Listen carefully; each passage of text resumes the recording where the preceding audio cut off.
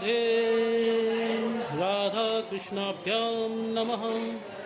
ओम उमा महेश्वराभ्यां नमः। ओम श्री सीतारामाभ्यां नमः। ओम श्री राधा कृष्णाभ्यां नमः। नमो नारायण दोस्तों, जय श्री राधे कृष्णा, हर हर महादेव। मैं ज्योतिषाचार्य अनुज जैमिनी आप सभी का हार्दिक स्वागत करता हूं। इस समय मैं जहां खड़ा हूं, सिद्धेश्वर मंदिर के राधा कृष्ण जी के श्री विग्रह के सामने मैं खड़ा हूं। मित्रों, ये मूर्ति देख करके जो मन में आती है बात कि मूर्ति पूजा क्या है, मूर्ति पूजा है क्या चीज। तो मित्रों, मूर्ति पूजा का क्या प्रमाण है, मूर्ति पूजा प्रमाणित नहीं है, क्या है ये, कुछ इसी किस्म के प्रश्न उठते हैं मन में। तो उन सभी प्रश्नों के साथ मैं उपस्थित हूँ आप सभी के सामने। सनातन धर्म रहस्य यूट्यूब चैनल पर आपका स्वागत है।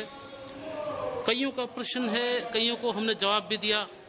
राधा कृष्ण जी के रिश्ते पर सवाल उठाया, उसका प्रूफ हमने दे दिया था। विवाह उनका भांडीर वन में हुआ था, ये ब्रह्मवैवर्त पुराण में भी है। और राधा जी का वर्णन महाभारत के अर्जाभिहरण पर सभा पर्व में वर्णन है, 38वें अध्याय में। श्री वहां पर है नाम। तो अब यहाँ पर मूर्ति पूजा के बारे में बहुत से लोग बोलते हैं, न तस्य प्रतिमा अस्ति।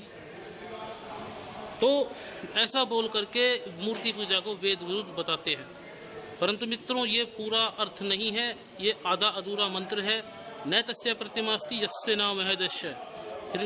तो इस तरह से पूरा मंत्र का अर्थ जो निकलता है वो ये है, उन परमात्मा के समान, उनके महान यश के समान कोई दूसरा नहीं है। वो जो हिरण्यगर्भ हैं, सिंधितेशा, जो बार बार स्वयं को प्रकट करते हैं, तो ये उनके महान यश के समान कोई दूसरा नहीं है। यहाँ पर कहीं पर भी वर्णन नहीं है कि मूर्ति पूजा निषेध है। दूसरी बात, अथर्ववेद में, अथर्ववेद के अंदर मूर्ति पूजा का सबसे बड़ा प्रमाण है अथर्ववेद में कि आप सभी कि हे परमात्मा, आप ऋषियों के पाषाण हैं, हे पाषाण रूप परमात्मा, आपको हमारा नमन है। महाभारत में भी इसका वैष्णव धर्म में पर्व में वर्णन है कि देवालयों की उपासना करने का वर्णन है। और वाल्मीकि रामायण में भी बालकांड में वर्णन है कि भगवान राजा दशरथ, भगवान श्री राम और चारों उनके बाकी तीनों भाई, इन चारों पुत्रों के साथ और चारों बधुओं के साथ देवालय में देवों के दर्शन के लिए गए। तो शास्त्रों में वर्णन है। अब ये कहते हैं कि मूर्ति जो है क्या भोग स्वीकार करती है, उनको भोग लगाते हुए पाखंड बताते हैं। तो ये चीज ऐसा है, जो कहते हैं कि जब परमात्मा तो घट घट में व्यापी है, सर्वत्र विद्यमान है, तो मूर्ति की क्या आवश्यकता है।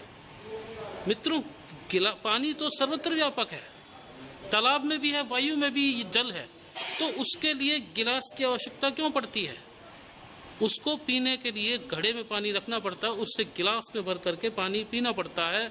उसी प्रकार से भगवान की उपासना के लिए मूर्ति पूजा की आवश्यकता है। साधना के 3 उपकरण माध्यम है, मंत्र, विधि और आधार।